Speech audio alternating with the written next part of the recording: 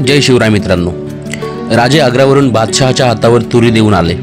त्यानंतर धूर्त औरंगजेबाने आपल्या हस्तकांकरवी मिर्झा राजांच्यावर विषप्रयोग केला। अमावस्येच्या दिवशी मिर्झा राजांचा बऱ्हाणपूरला अंत झाला। मिर्झा राजांची मृत्यूची बातमी समजताच औरंगजेबाने समाधान व्यक्त केले, पण दक्षिणेची सुभेदारी दिलेले मुअज्जम आणि त्याचा सेनापती जसवंत सिंग मात्र अस्वस्थ झाले।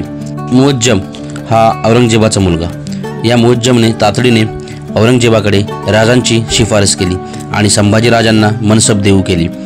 इकडे रांगण्याच्या पराभवाने जास्ती खाल्लेल्या आदिलशाहीने राजांशी मित्रत्वाच्या तहाची बोलणी सुरू केली। राजांनी आदिलशाहीशी तह करून टाकला। आदिलशाहीने अनेक अटींबरोबर 3 लाख रुपयांची वार्षिक खंडणी मान्य केली। मोगलाई आणि आदिलशाही दोन्ही तह झाल्यामुळे आता उसंत मिळणार होती। फौजेचा खर्च तसेच राजांचे मनसुबे पार पाडता येणार होते। संभाजीराजांना मिळालेल्या मनसबीच्या व्यवस्थेसाठी महाराजांनी प्रतापराव आणि निराजीपंत यांची मुतालिक म्हणून नेमणूक केली। प्रतापराव आपल्या 5000 फौजेनेशी निराजीपंतांसह छत्रपती संभाजीनगर म्हणजेच तेव्हाचं औरंगाबाद इकडे रवाना झाले। उन्हाळ्याचे दिवस होते।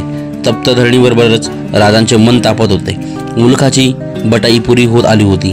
राजांचे लक्ष जंजिराच्या सिद्धीकडे वळले। मोगलाई, आदिलशाही, टोपीकर इंग्रज हे प्रबळ शत्रू स्वस्थ असतानाच सिद्धी मोहीम हाती घ्यावी असे राजांनी ठरवले। फौजेला हुकूम सुटले। आरमार जंजिराच्या दिशेने सरकू लागले। जमिनीवरून आणि समुद्रातून एकाच वेळी जंजिरा वेढण्याचा बेत महाराजांनी केला। महाडच्या उत्तरेकडून फौजेसह राजे सिद्धीच्या मुलखात घुसले। पावसाळा संपत आला। श्रावणातले कोरडे ऊन दिसू लागले। महाराज काही आठवडे पेणपाशी तळ ठोकून बसले होते। वेटांजी भाटकर, मायनाक भंडारी, तुकोजी आंग्रे, लायजी कोळी, सर पाटील, दर्या सारंग, दौलत खान ही मराठी सरदार मंडळी आणि आरमार मंडळी सर्व बाजूंनी जंजिऱ्याला गळफास टाकून बसली।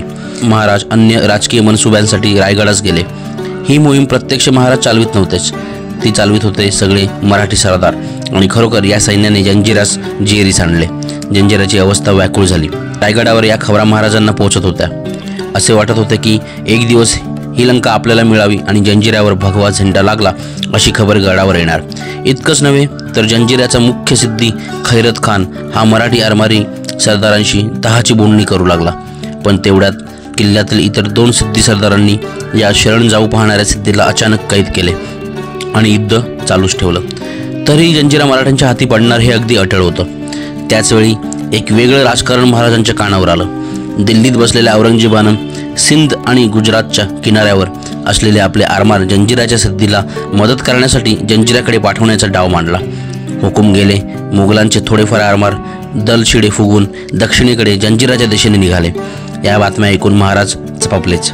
हे औरंगजेबी आक्रमण सागरी मार्गावर अनपेक्षित नव्हतं, पण मोगल मराठी असा तह झाला असताना आणि गेली 3 वर्ष 1667 ते 1669 हा तह महाराजांनी विनाउपेक्ष पाळला असताना औरंगजेब अचानक वाकडा चालेल अशी अपेक्षा नव्हती। आता जंजिराचे युद्ध अवघड जाणार आणि हातातोंडाशी आलेला जंजिरा निसटणार हे स्पष्ट झाले। तेवढ्यात महाराजांना औरंगाबाद येऊन एक खबर मिळाली की औरंगजेबाचे मनसुबे घातपाताचे ठरत आहेत आणि तसं घडलंच।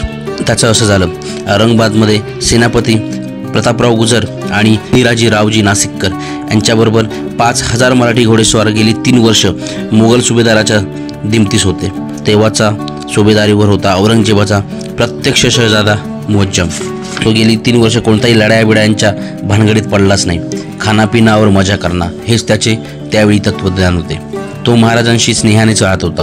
खरं सांगायचं झालं तर पुढे मागे आपल्याला आपल्या तीर्थरूप आलमगीर बादशहाच्या विरुद्ध बंड करायची संधी मिळाली तर शिवाजी राजांशी मैत्री असलेली बरी। याच शहजादा मुअज्जमला दिल्लीवरून बापाने एक गुप्त हजबल म्हणजेच अत्यंत तातडीचा हुकूम पाठवला। पण हा हजबल हुकूम काय आहे हे मुअज्जमला 1-2 दिवस आधीच समजले। तो हुकूम भयंकर होता, जणू ज्वालामुखी त्यातून भडकणार होता, पृथ्वी हादरणार होती। औरंगजेब गेली 3 वर्ष जरी मराठी मुलकाच्या बाबतीत शांत होता तरी त्याच्या अचाट बुद्धीत सतत वेगवेगळे फासे पडतच होते। महाराज न मरता आग्र्याहून निसटले याचा त्याला राहून राहून उभं येत होता। निसटून गेलेला शिवा केवळ शांततेचा तह कुरवाळीत आपल्या घरट्यातच बसला आहे एवढ्यावर औरंगजेबाचे समाधान नव्हते, विश्वासही नव्हता। शिवाजी राजा आज ना उद्या संधी साधून मोगलाईवर झडप घेणार हे तो ओळखून होता। औरंगजेबानेच तहमोडीची कुऱ्हाड स्वतः घालायचे ठरवले आणि त्याने जंजिराच्या सिद्धीच्या मदतीसाठी आपले मोगली आरमार सोडले। लगेच त्याने औरंगाबादमध्ये असलेल्या आपल्या चिरंजीवाला मुअज्जमला तातडीचा गुप्त हुकूम पाठविला की औरंगाबादेत असलेल्या शिवाच्या सेनापतीला प्रतापराव गुजर, त्यांच्या कारभाराला निराजीरावजी आणि इतर प्रमुख मराठ्यांना ताबडतोब एकदम छापा घालून कैद करा आणि दिल्लीला त्यांना बंदोबस्तात आमच्याकडे पाठवा. औरंगाबादेत असलेली छावणी लुटून काढा आणि त्यातील लूट खजिन्यात जमा करा.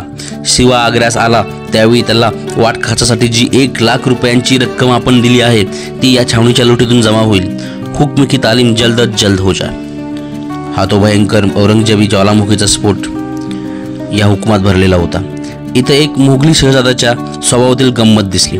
मुअज्जमला आपल्या बापाचा तो हुकूम अजून मिळायचा होता.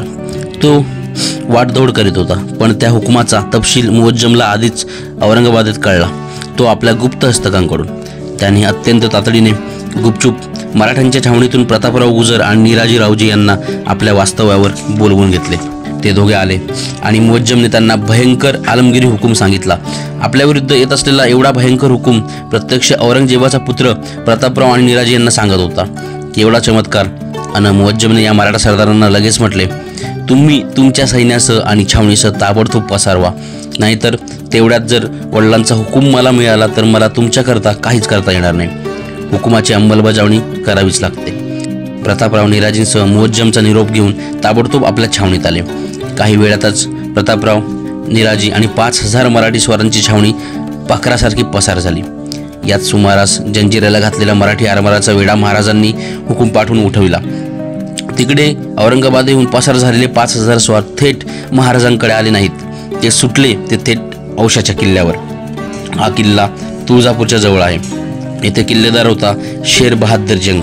त्याला स्वप्नात ही कल्पना नव्हती की मराठ्यांची फौज आपल्या किल्ल्यावर झडप घालणार.